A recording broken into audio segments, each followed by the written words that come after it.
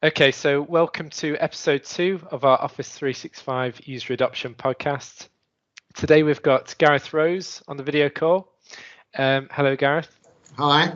Now, Gareth is in a fairly unique position because just to give you some background, Gareth originally worked at Dagenham Park School, where he was successful in promoting Office 365, including Microsoft Teams, SharePoint and Class Notebook. And I think, definitely helps user adoption in the school. And now he's got a brand new challenge of doing exactly the same thing at a brand new school, Notley High School. So, Gareth, I don't know if you want to add anything to that. What was the reason behind sort of the new challenge? Yeah, so my position in Dagenham Park was a senior member of staff with those responsibilities for teaching and learning with ICT and for computer science, and I moved on to be an assistant head responsible for data and ICT. So it was the move up to leadership that spurred the change. Okay, so I guess coincidentally, you're sort of in the same role in terms of introducing 365, pushing it within the school, getting people to actually take it up and use it. Yeah, it's very interesting that some of the push from some angles seems to quite often everywhere be a GDPR issue. Let's not use memory sticks anymore. Well, the only way you can do that is to have somewhere to use instead, I suppose. Yes, I guess there's a multiple approach. There's teaching and learning benefits, but then now obviously there's GDPR and lots of nice tools in Office 365 to help people with GDPR. So yeah, I guess that's another push to get people using it. So in terms of like challenges, I guess we're talking about your previous school. So what challenges did you face when trying to improve user adoption? So getting people to use Office 365 within the school. I think education is a funny place because it's so full of initiatives. There's always some new initiative for something else that's the flavour of the month at the time. So it was about finding what Office 365 and Teams and all of those things did that made someone's life easier, so that it wasn't just me saying do it because you have to do it. And the way I found the best to do that was, after being there a long while, getting to know people and identifying people who became a champion. So it wasn't me standing and saying this is great, because one of the tendencies with IT is everyone thinks, well, of course it works for him, he knows IT. Yeah. So it was finding the RE teacher who could see the point of putting all their resources online to make their life easier. It was about finding the science teacher who could find that, and they become that spur to spin it off. Did you sort of select them by department, or was it did they volunteer? It was a bit of both, really. Some department leads volunteered their department. Some individuals wanted to be involved. So I had a music teacher who was really keen, after I taught them how they could use OneNote, for the students to be able to do annotation, musical annotation, but in OneNote. And then I had a subject leader or faculty leader really for performing arts and drama. And that began just me and her looking at it. But then because she held that position, the faculty lead, it became the department as well. Okay, great. And in terms of methods to try and increase user adoption, maybe from the champions to the rest of the staff, was there anything specific, any specific examples? Well, there's one big example for adoption just across the entire school, and that was to find the one thing that everyone used to change their view. The way I can describe it, being where I am now, is that everything is in a network shared drive, everything. So one of the things I did at Dagenham Park to change adoption was to basically change the homepage that everyone saw first when they hit the internet within the school to be the SharePoint staff page or the SharePoint student page, so that you grew that adoption almost by osmosis. They saw it all the time, and move up like we all know in schools there's that email which is the duty rota. Well, that duty rota ended up living on SharePoint, and instead of it being duty rota version 1, version 2, version 3, version 4, duty rota for September, it lived on SharePoint. It was the only place it was, and the person responsible for it could edit it. That kind of improved staff engagement with SharePoint as a tool. And then when they saw what it did in that respect, I'd just gently drop him. Well, you could do that with your scheme of work. Put your scheme of work on for your department like that. And quite often with network shares, they're configured by techie IT people, and they've got the control. Whereas what's nice about SharePoint is once you've done that techie IT control, you can then delegate that control to the subject leader. So actually the subject leader within their area could say, oh, well, this file here can only be edited by my department, not deleted. It's quite often people have files in a network area and someone goes and delete them, and the only way to get them back is to go to technical support, and then they're reticent to kind of put things there. Again, with SharePoint, once you show them, well, yeah, I can get your file back off a backup tape for you, but actually if you put it in SharePoint, you could have just right-clicked and restored the file yourself, and they see those little things that save little bits of time that aren't actually necessarily teaching. They're admin-y things, but they're admin-y things we do as teachers. That if we can take those away, they then see that, you know, you've freed up 20 minutes of their time, and 20 minutes of their time multiplied by every day is a lot of time.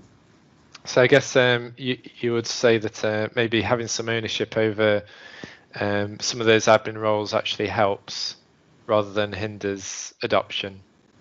Oh yeah, so how I'd set up our subject spaces was that working with yourself and with Darren,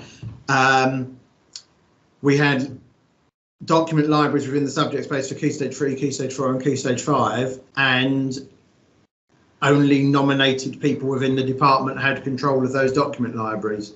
And the point was to stop it becoming a free-for-all dumping ground of everything going in it, which so common happens in schools' network shares. They just become massive dumping grounds full of files.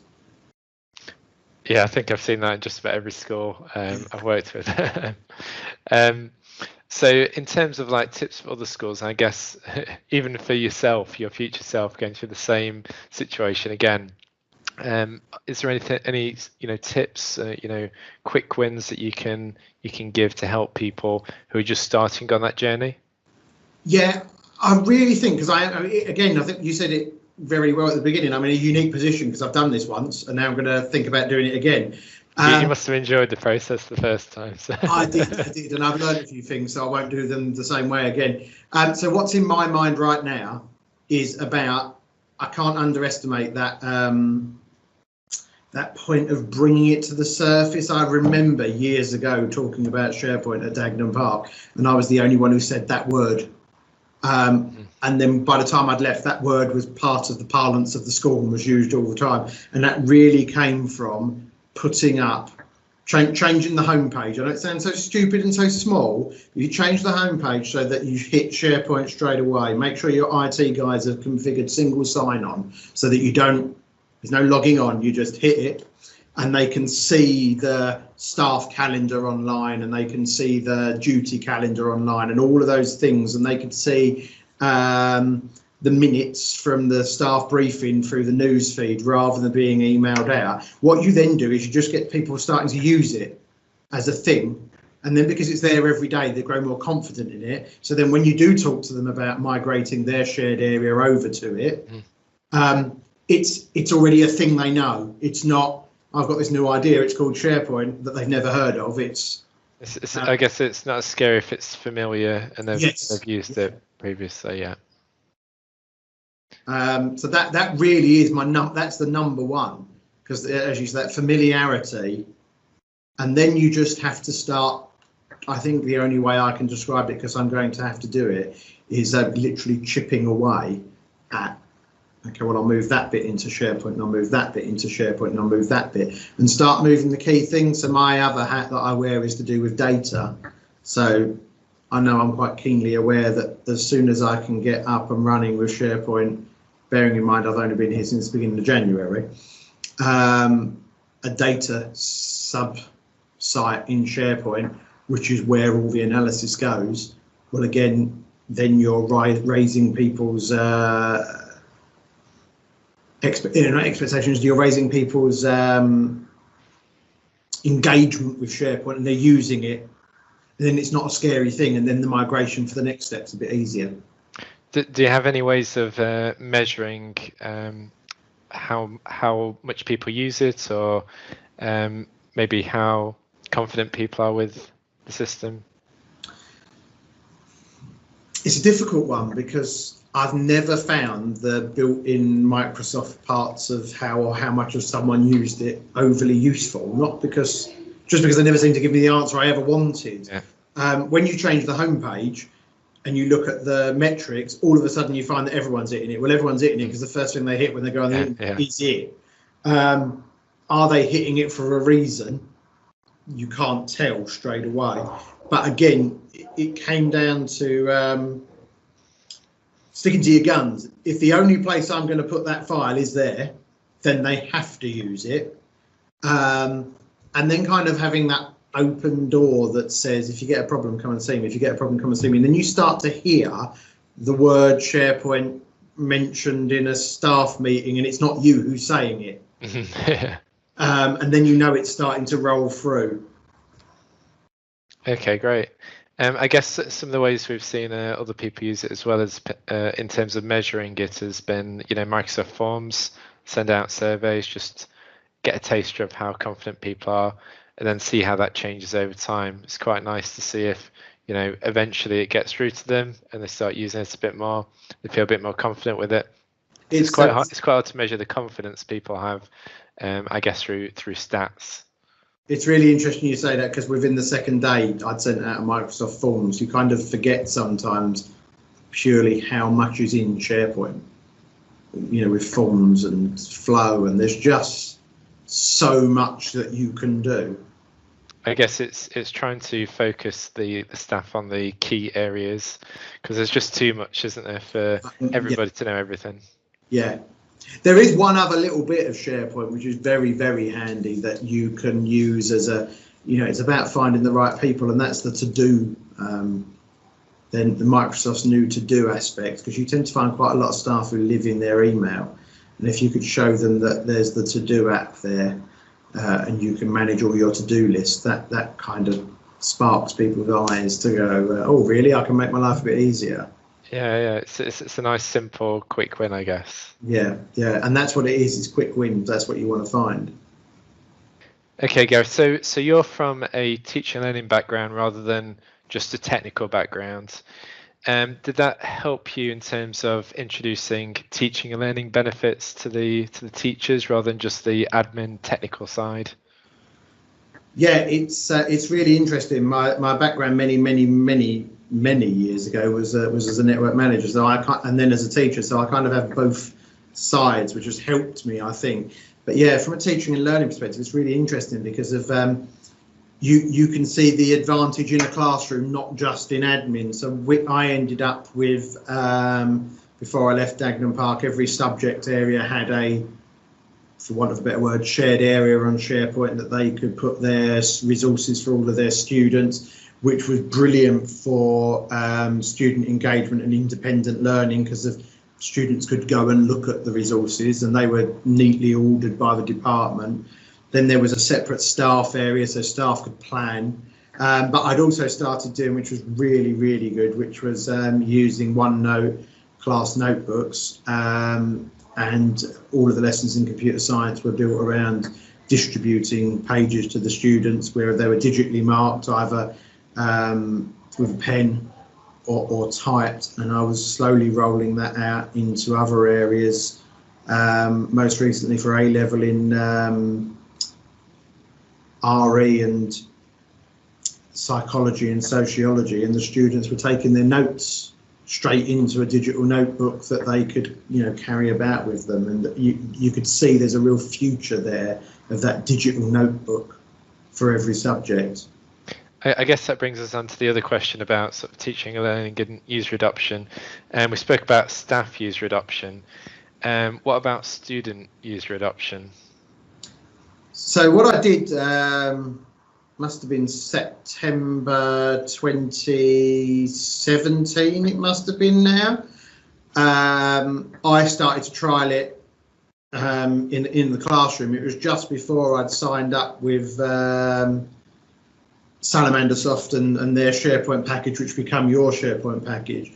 And I'd started to trial it in computer science on my own. And we were in a world where students used computers a lot, obviously, in computer science, but couldn't really evidence anything they'd done. They did lots of code and then they've saved it somewhere. And the only real thing you could do was print that code and stick it in their book. And that was just, well, it was dull and it was a mess and it was horrible. Yeah. So what I started doing was making SharePoint pages, OneNote pages that were the tasks that they then used the snipping tool to put their code into. And then what I found was, because if I had that group of all of my classes at that time, I'd then talk to other teachers who taught the same classes so that the same kids had that. Because of one of the problems you can get sometimes if you try and bring an IT solution into a French teacher who's got no IT skills, is that their reticence to want to do an IT thing in their lesson. So what I did was say, well, if we choose this class, 70% of those kids are in my class already, so they already know this. And B, I'll come and team teach 2 lessons with you just to get you started.